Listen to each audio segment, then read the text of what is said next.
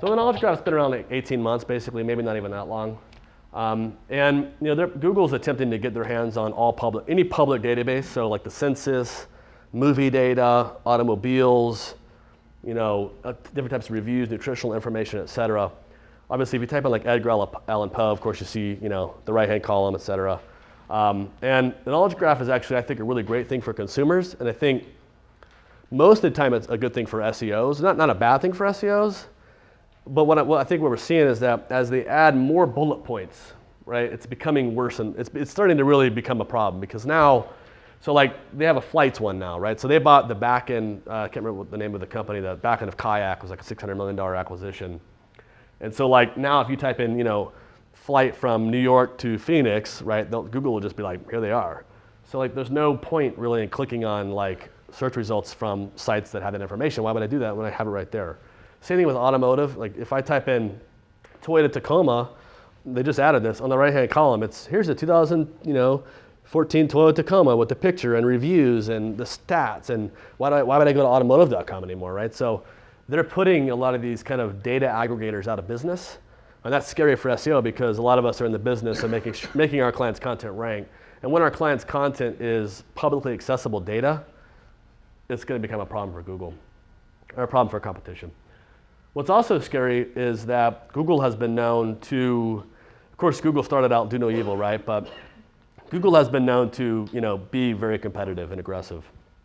Google's done a lot of things like Google Ventures has invested in companies like Whale Shark Media, which is a company it's basically retailmenot.com and all the coupon websites. So this is like 50 different coupon websites. The entire company is built on the back of organic search.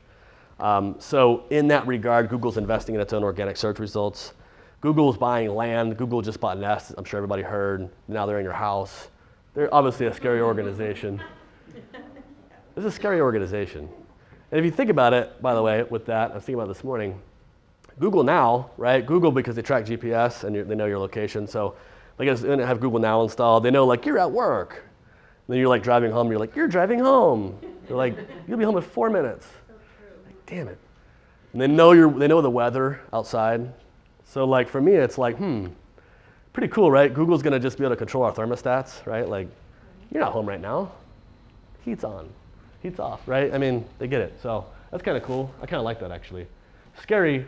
What's also scary is as Google starts to become a little more subjective and a little more like self-competitive, and I'm not gonna say they're violating like antitrust laws, but maybe a little bit, but as they like become more subjective, you might start, and I use the recipes one as a perfect example, right? Like if I type in how to make a pizza, there is no particular way how to make a pizza, right? Like if I type in how many people live in Phoenix, Arizona, it's a number. And Google can just give me the number, which they do. They answer that question for you now. How do I make a pizza is a different one. And so recipes is kind of a good example of a subjective result that the knowledge graph may provide. And I don't really want to see that happen because that takes it's one thing to put on automotive.com, out of business because they are using public data. But if they start to get into the subjective content, then it's like kind of messed up. And I have seen in search results like mortgage rates come up. And when mortgage rates come up, there's like Fed rates and there's like LIBOR rates and things like that.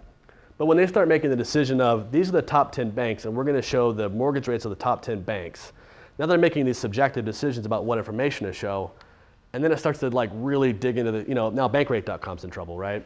So it's just an example, but I can see them entering the EDU space very easily, Arizona colleges, actually they're already doing that for some of that stuff, but as they become more subjective, it becomes uglier and uglier.